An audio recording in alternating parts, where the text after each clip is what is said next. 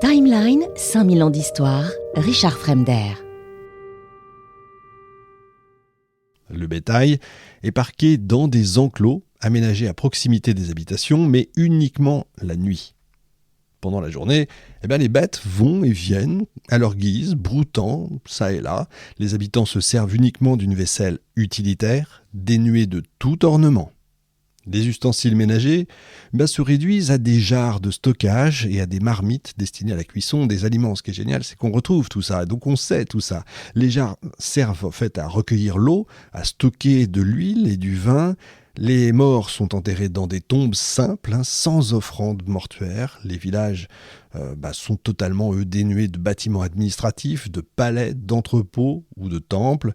Les archéologues, alors, n'ont retrouvé aucun autel, aucun sanctuaire, à part un minuscule site construit au sommet d'une colline, perdu dans les régions montagneuses du Nord, où a été exhumée une figurine de taureau en bronze, c'est étonnant, peut-être le signe du culte d'une divinité cananéenne. Mais c'est vraiment le seul objet précieux découvert dans cette région.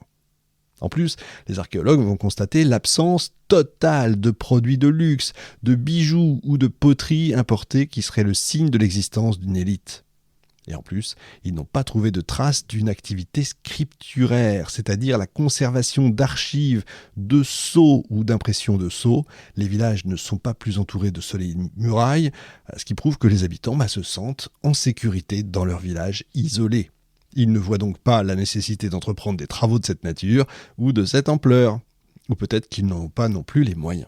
Quoi qu'il en soit, on n'a retrouvé aucune arme non plus, aucune épée, aucune lance, alors qu'elles sont typiques des villages des plaines.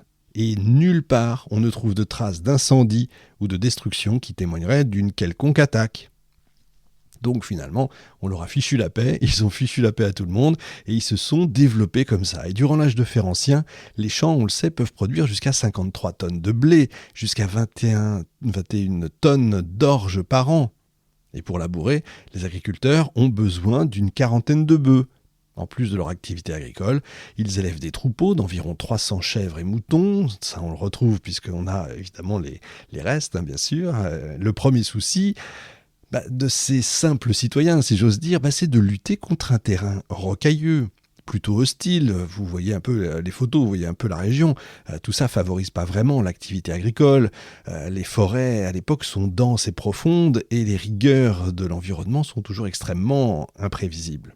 Et ils concentrent donc la totalité de leurs efforts à produire la nourriture nécessaire à leur survie, à la survie de leur famille, si vous voulez, et non pas à se combattre mutuellement. Ils mènent donc une existence paisible, c'est assez rare pour être noté, à l'égard des turpitudes du monde des villes, et très éloignés des grandes routes commerciales et des autres villages. C'est ce qui en fait finalement quelque chose d'assez unique. Alors question cruciale maintenant, d'où viennent ces individus ? C'est ça en fait, cette origine mystérieuse.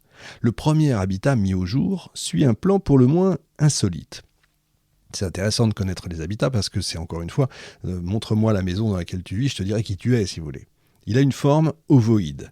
Il se constitue d'une cour entourée d'une série de pièces. Cette mise en place rappelle le plan des campements de nomades. Quand ils s'installent, vous savez, quand ils installent leur tente en cercle autour du bétail pour le protéger contre les attaques, vous savez, des fauves ou d'autres tribus d'ailleurs. Et des sites comparables ont été mis au jour dans le Sinaï, en Jordanie et dans les hautes terres du Negev. Les murs de pierre ont remplacé peu à peu les tentes de toile. On peut donc en déduire que les premiers Israélites sont des bergers nomades qui ont abandonné leur mode de vie et remplacé les tentes par des maisons durables, rectangulaires, dotées de piliers. Ils abandonnent également leurs troupeaux pour s'adonner à une activité agricole régulière. Les premières installations se situent donc à la frontière des zones désertiques, trahissant leur ancienne vie de nomade si vous voulez. Malgré tout, ils continuent à faire paître leurs chèvres et leurs moutons, mais en parallèle, ils commencent à envisager l'agriculture comme principal moyen de subsistance. Quelque temps après, ils explorent les terrains de l'Ouest, moins propices à l'élevage ou à l'agriculture, mais plus appropriés à la culture de l'olivier et de la vigne. Les fouilles des hautes terres révèlent un fait inattendu. 2 vagues d'occupation avant le XIIe siècle, avant Jésus-Christ, et puis un retour soudain à une vie nomade. Mais alors, que s'est-il passé ? Les hautes terres sont occupées une première fois au début de l'âge du bronze, vers 3500 avant Jésus-Christ, c'est-à-dire 2000 ans avant l'avènement d'Israël. Les nouveaux arrivants fondent une centaine de villages dispersés le long de la crête centrale et puis les abandonnent près d'un millénaire plus tard, vers 2200 avant notre ère. 2 siècles plus tard, au bronze moyen, vous avez une deuxième vague d'occupation plus dense que la première qui submerge les hautes terres. Les immigrants s'établissent dans de petits hameaux dispersés qui se transforment petit à petit en un réseau complexe de 200 sites allant du simple hameau à la ville, voire à des centres régionaux fortifiés. En tout, ils vont rassembler 40 000 personnes. Les places fortes les plus importantes deviennent des centres importants de l'époque israélite comme Hébron, Jérusalem, Silo, Sichem. Les hautes terres sont désertées vers le XVIe siècle avant notre ère et restent inhabitées pendant près de 4 siècles. En 1200 avant Jésus-Christ, la région montagneuse connaît une 3e vague d'occupation, celle dont je parlais, des premiers Israélites qui s'organisent en petites communautés, donc de 45 000 individus, répartis sur 250 sites. Ils se développent en un système de grandes cités, de bourgades de moyenne dimension ou de petits villages. L'organisation urbaine connaît son apogée au cours du 8e siècle avant notre ère, lors de la fondation des royaumes d'Israël et de Juda. Et la région compte 500 villes et villages, comprend environ 160 000 habitants. Donc vous imaginez cette extraordinaire croissance démographique, eh bien elle est rendue possible grâce à l'exploitation des champs et de la culture de l'olivier et de la vigne, qui là est élevée à son niveau maximum, si j'ose dire. La culture de l'olive et du vin représente le secteur le plus rentable de l'économie traditionnelle du Moyen-Orient. Le surplus de vin et d'huile d'olive est commercialisé dans la plaine et parfois même exporté au-delà des frontières de Canaan, notamment en Égypte.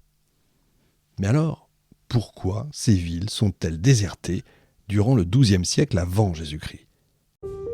Timeline, 5000 ans d'histoire, Richard Fremder.